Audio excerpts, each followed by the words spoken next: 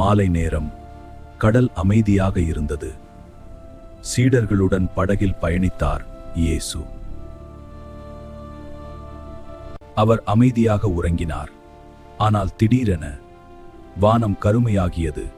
காற்று கொந்தளித்தது. அலைகள் படகை தாக்கின. பயம் சீடர்களின் இதயத்தை நிரப்பியது.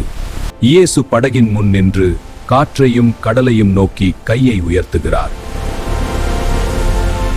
அமைதி, அமைதியாகு! அந்த நொடியில் கடல் முழுவதும் அமைதியாகிறது. அலைகள் மெதுவாக தணிகின்றன. வானம் தெளிவாகிறது. இயேசு அமைதியாக நிற்கிறார். சீடர்கள் ஆச்சரியமாக பார்க்கின்றனர். நீங்கள் ஏன் பயந்தீர்கள்? இன்னும் விசுவாசம் இல்லையா?